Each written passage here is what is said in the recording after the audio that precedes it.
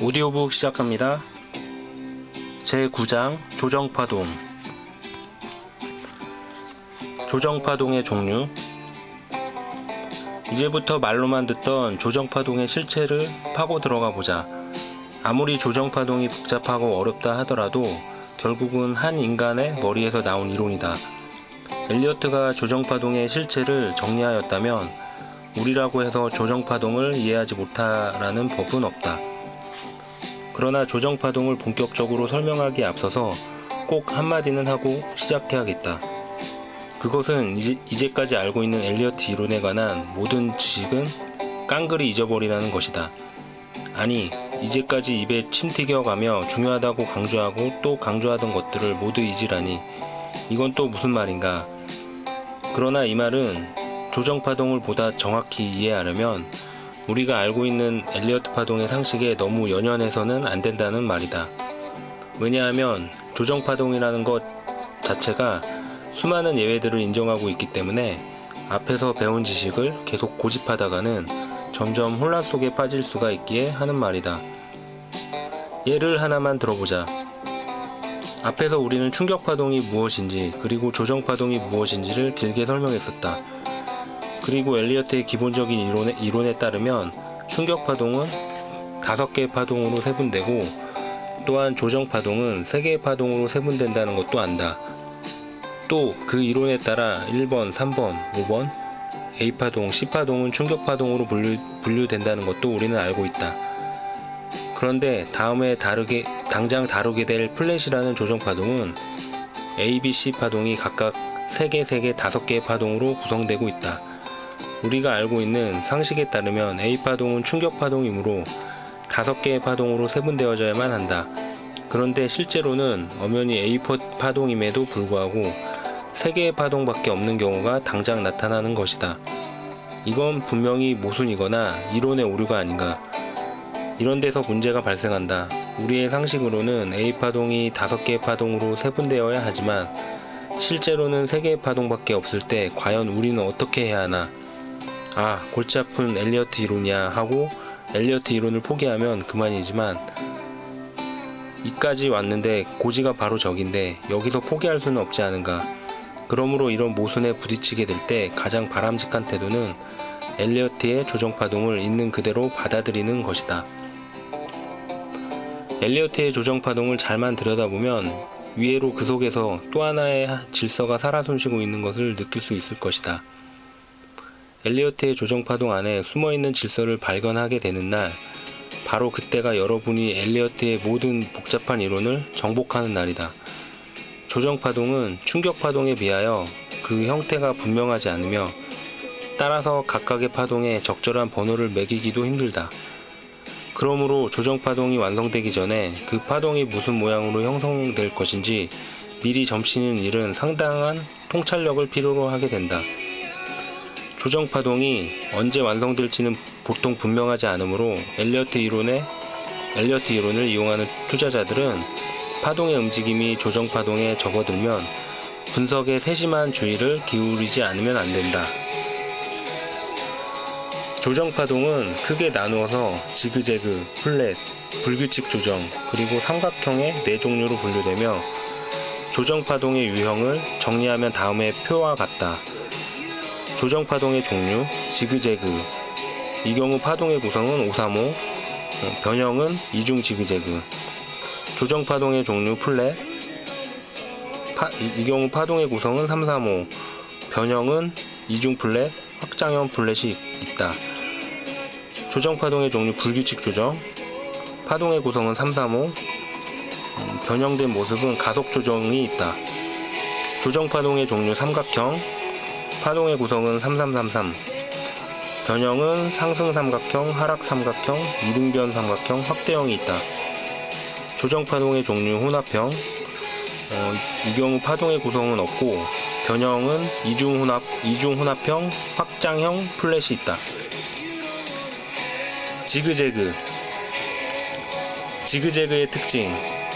지그재그는 조정파동 중에서도 가장 간단한 형태를 띠는 유형이다.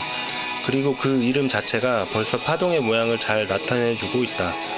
또한 이 모양은 우리가 알고 있는 엘리어트 이론의 상식을 벗어나지 않는 유일한 조정파동이다. 즉 A파동은 5개의 파동으로 구성되고 B파동은 3개의 파동으로 나누어지며 마지막으로 C파동은 5개의 파동으로 세분될 수 있으므로 충격파동은 5개의 파동이고 조정파동은 3개의 파동이라는 원칙에도 부합된다. 지그재그에서 A파동은 충격파동의 역할을 하게 된다. 그러므로 움직임도 전체적인 추세의 방향으로 강력하게 이루어지며 파동도 5개의 작은 파동으로 세분할 수 있다. 또 B파동은 전체적인 하락 추세에 반발하는 형태로 나타나게 된다. 따라서 B파동은 전형적인 조정파동의 성질을 띠게 되는데 파동의 움직임이 비교적 완만하게 이루어지며 파동의 구성도 3개의 작은 파동으로 세분될 뿐이다. 그리고 B파동이 A파동을 61.8% 이상 조정해서는 안 된다는 것은 앞서 밝힌 바와 같다. 그런데 3개의 파동으로 구성되는 B파동을 곰곰이 들여다보면 이 파동이 조그마한 지그재그의 형태를 띈다는 것을 발견할 수 있을 것이다. 즉, B파동 그 자체가 다시 하나의 작은 지그재그 모양이 된다는 말이다. 단, 우리가 여기서 다루는 전체적인 ABC 파동의 하락의 꼴로 이루어지는 지그재그라면 그 안에서의 B파동은 반대로 상승의 형태로 띈 자그마한 지그재그가 된다는 점을 유의해야 할 것이다. 그리고 마지막으로 나타나는 C파동은 상당히 강력하게 나타난다. 이미 앞장에서도 밝힌 바 있으나 C파동은 세 번째로 나타나는 파동이면서 또한 충격파동이므로 그 성격이 충격파동의 3번 파동과 유사한 점이 많다.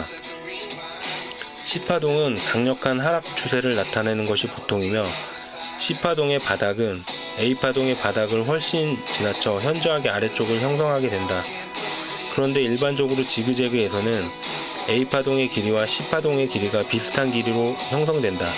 따라서 A파동의 길이는 파동이 진행되는 가운데 우리가 이미 알고 있기 때문에 현재의 조정파동이 지그재그라는 것이 확실하다면 앞으로 C파동이 어느 정도에서 완성될지 미리 예측해보는 일도 가능하다.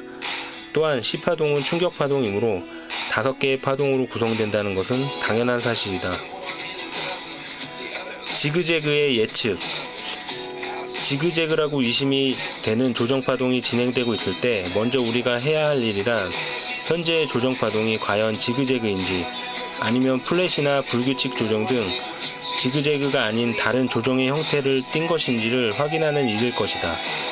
그런데 지그재그의 경우에는 A파동이 완성되는 것만 확인하여도 지금의 조정 국면이 지그재그가 될지 아니면 다른 조정의 형태가 될 것인지 쉽게 알아볼 수 있다. 앞에 표에서 확인할 수 있는 것처럼 A파동이 5개의 파동으로 구성되는 것은 지그재그밖에 없다. 그러므로 A파동이 5개의 파동으로 구성된 채 완성되었다면 우리는 상당히 높은 확률로 현재의 조정 국면이 지그재그가 되리라고 예측할 수 있는 것이다. 물론 A파동이 5개의 파동이 아니라 3개의 파동만으로 완성되었다면 앞으로 지그재그가 아닌 다른 조정의 꼴로 나타날 것이다. 그래서 A파동의 구성이 5개로 이루어지는 것을 보고 일단 현재의 조정 국면이 지그재그가 되리라고 확신한다고 하자. 그러면 그 다음에 해야 할 일은 B파동으로 인해서 주가가 얼마나 상승할 것인지를 예상하는 일이다. 여기에서 앞서 배운 것이 하나 필요하다. 즉, B파동이 아무리 크다 하더라도 A파동의 618 이상은 될 수 없다는 것이 바로 그것이다. 그러므로 여기서 우리는 B파동의 꼭지점이 최대한 어느 정도 수준에 이를 것이라는 것을 계산할 수 있겠다. 이제 A파동이 진행된 것을 관찰하여 지그재그가 될 것을 확인하고 나아가 B파동의 목표 지점까지 설정했다면 앞으로 남은 일은 C파동의 바닥을 알아내는 일이다. 그런데 이미 우리는 A파동과 C파동은 서로 길이가 비슷하게 형성된다는 것을 알고 있다. 그러므로 B파동의 꼭지점만 알아낸다면 C파동의 꼭지점을 알아내는 일은 아주 쉬운 일이 되는 것이다. 마지막으로 정말 주가의 움직임이 C파동에 접어들고 있고 한창 주가의 하락 움직임이 활발하여 C파동이 거의 막바지에 이른 것으로 생각된다고 하자. 그러면 이때 우리는 지금까지 A파동부터 시작하여 진행되어 온 주가의 하락 움직임이 정확하게 어디서 끝날 것인지 예측할 수 있다. 그것은 C파동을 한 등급 낮은 파동으로 세분해 보면 가능해진다. 즉, C파동을 한 등급 낮은 5개의 작은 파동으로 세분했을 때 C파동 안의 마지막 파동인 5번째 파동은 엘리어트가 이야기한 각 파동의 성질에 따라 C파동의 첫 번째 작은 파동과 일치하는 경향을 가진다는 것이다. 그러므로 C파동 안의 첫 번째 파동의 길이만 알아낸다면 C파동의 막바지에 이르러 이 파동이 어느 수준에서 끝날지 쉽게 예측할 수 있게 되는 것이다. 또한 지그재그에서 각각의 파동을 형성하는 데 걸린 시간도 앞에서 설명한 것과 같은 비율로 결정되는 것이 일반적이다. 즉, B파동을 형성하는 데 걸리는 시간은 A파동을 형성하는 데 걸리는 시간을 61.8% 곱한 만큼이 되는 것이 보통이며, 또 C파동은 A파동을 형성하는 데 걸린 시간과 비슷하게 되는 것이 일반적이라는 것이다.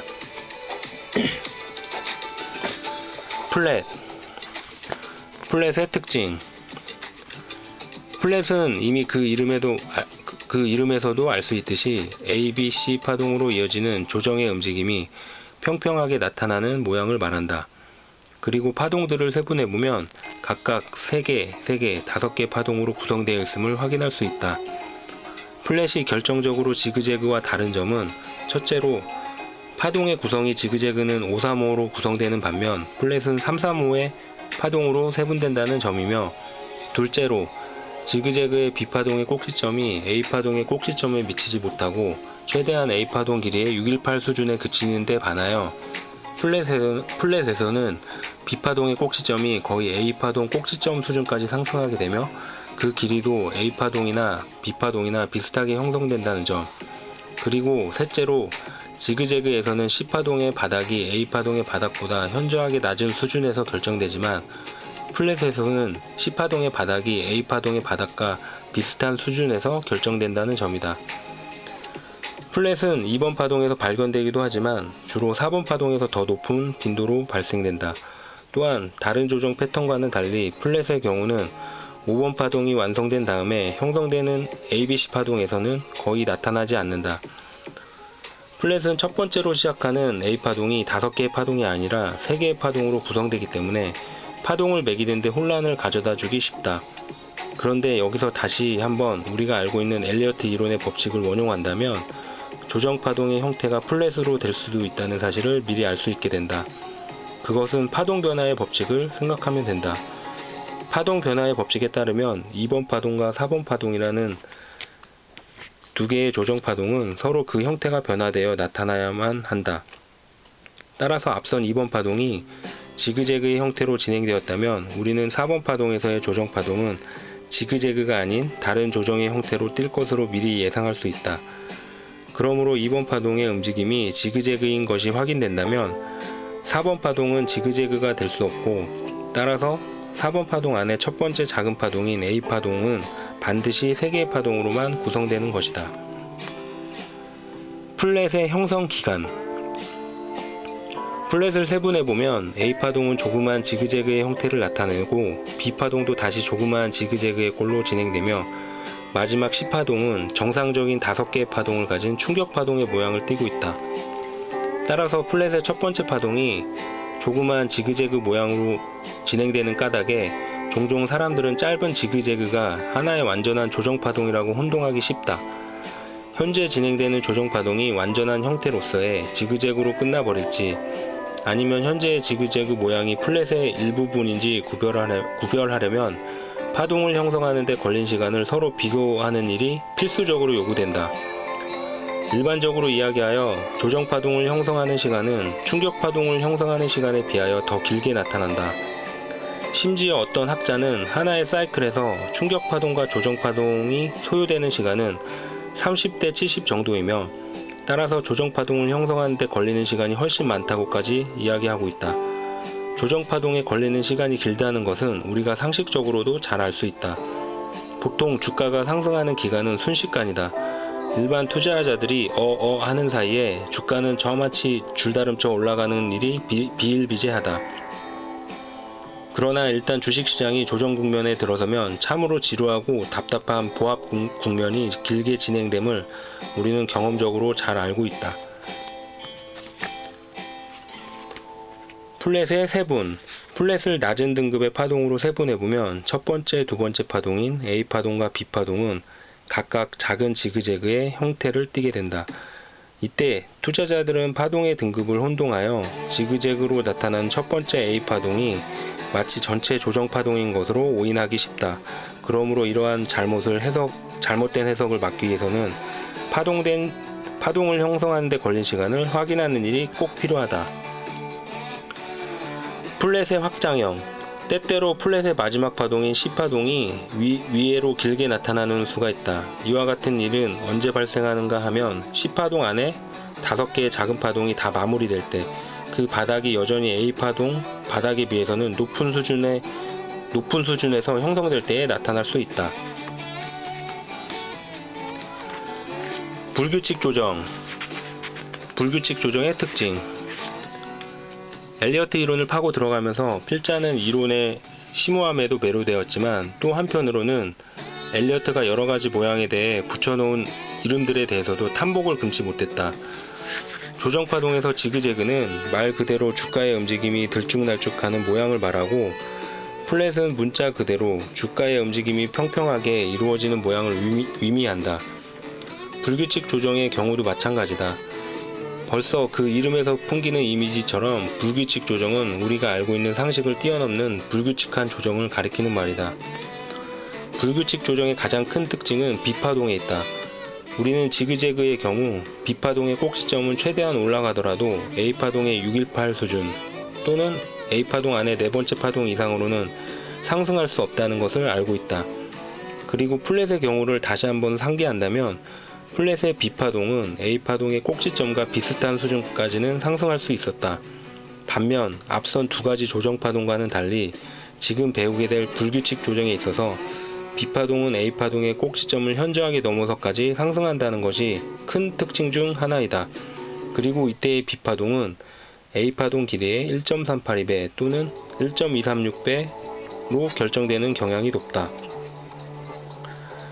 불규칙 조정이 나타나는 시기에 있어서도 다른 두 조정파동과는 다르다. 지그재그나 플랫은 일반적으로 2번 파동이나 4번 파동에 나타나는 경우가 태반이다. 그러나 불규칙 조정은 2번 파동이나 4번 파동에서 나타나는 일은 별로 없으며 주로 5번 파동이 마무리된 다음에 나타나는 ABC 파동을 구성하고 있고, 따라서 어느 하나의 충격 파동을 조정하기보다는 1번 파동부터 5번 파동에 걸치는 전체적인 파동의 움직임을 조정하는 역할을 하는 것이 대부분이다. 또한 앞서 배운 대로 5번 파동이 연장되는 경우라면 반드시 불규칙 조정이 나타나야 하는 것은 물론이고, 설사 5번 파동이 연장되지 않더라도 불규칙 조정이 뒤를 잇는 일도 없지는 않다는 것에 유의해야 할 것이다. 마지막으로 불규칙 파동에 있어서 C파동은 지그재그 모양처럼 대폭적인 하락의 모습을 보인다. 또 5번 파동이 연장된 이후에 나타나는 불규칙 조정이라면 C파동은 종종 폭락 장세를 나타낸다는 것은 이미 언급한 바와 같다. 불규칙 조정은 플랫과 지그재그가 서로 혼합된 형태이면서 다소간 아래 위쪽으로 틀어진 모양으로 형성되는 것이다. 그리고 불규칙 조정의 각 파동을 세분해보면 A파동과 B파동은 각각 3개의 파동으로 세분되며 C파동은 5개의 파동으로 나누어진다. 결국 3파, 3파, 5파의 구성이 되는 것이다. 이것이 플랫의 구성과 똑같다. 사이비 꼭지점. 불규칙 조정이 일어난 경우 B파동은 A파동의 꼭지점을 넘어선 수준까지 상승한다고 하였다. 그런데 불규칙 조정은 5번 파동까지의 움직임이 완료된 다음에 나타난다고 하였으므로 불규칙 조정에서 A파동의 꼭지점이란 결국 5번 파동의 꼭지점이 된다. 따라서 불규칙 조정의 B파동이 A파동의 꼭지점을 넘어서서 상승한다는 말을 바꾸어 이야기하자면 5번 파동의 꼭지점을 넘어서는 새로운 꼭지점이 조정파동에서 생겨난다는 것이다. 우리는 상식적으로 1번 파동에서 10파동까지의 한 사이클 안에서 5번 파동의 꼭지점이 가장 높아야 하는 것을 알고 있다. 그러나 불규칙 조정이 일어나는 경우에는 사정이 달라져서 이와 같이 우리의 상식을 뒤집는 일이 발생하는 것이다.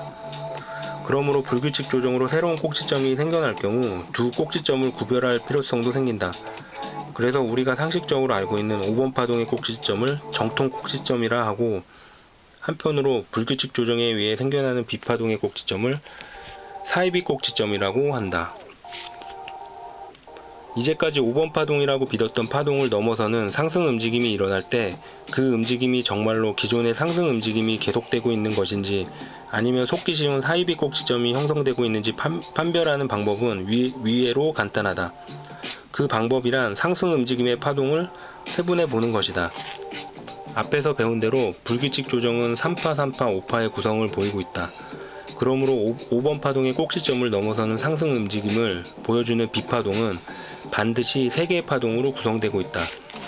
따라서 상승 움직임의 파동을 세분해 모아서 5개의 파동으로 밖에 세분되지 않는다면 그것은 틀림없이 사이비 꼭지점이며 앞으로 있을 드라마틱한 하락 국면 C파동을 예고하는 전주곡으로 간주되어야 한다.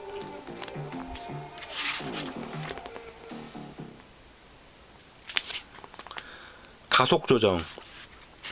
가속 조정은 불규칙 조정의 예외적인 패턴으로 간주된다. 즉, B파동의 꼭지점은 정상적인 불규칙 조정처럼 A파동의 꼭지점을 넘어서 형성되지만 C파동의 바닥은 정상적인 불규칙 조정처럼 A파동의 바닥보다 현저하게 낮게 내려가는 것이 아니라 오히려 A파동의 바닥에 못 미쳐 끝나버리는 것을 말한다. 이와 같은 가속 조정은 상승 국면의 경우 추세의 움직임이 상상외로 강력하여 조정이 있더라도 아주 짧게 끝날 때 발생하게 되는데 현실적으로는 발생 빈도가 매우 낮다.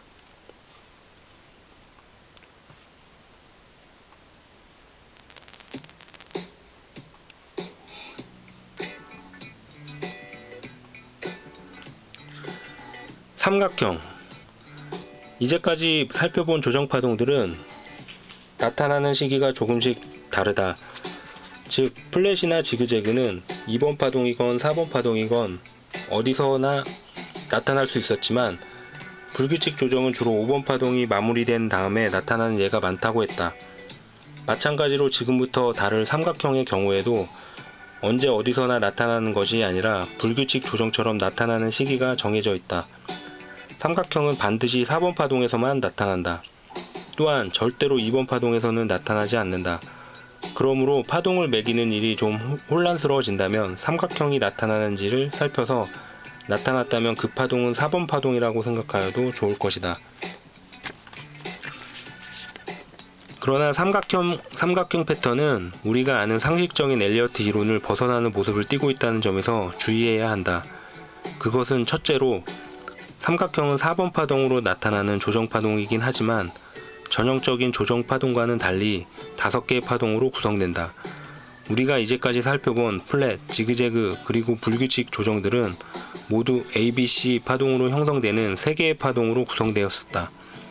그러나 삼각형은 유일하게도 모두 5개 파동으로 구성된다. 그러므로 삼각형을 구성하는 각 파동은 A, B, C 파동이 아니라 A, B, C, D, E 5개의 파동들로 매겨져야 한다. 둘째로 엘리어트의 파동들을 한 등급 낮은 파동들로 세분해 보면 대체적으로 5개의 파동과 3개의 파동이 번갈아 가면서 진행된다. 그것은 앞에서 살펴본 지그재그나 플랫의 경우도 마찬가지다.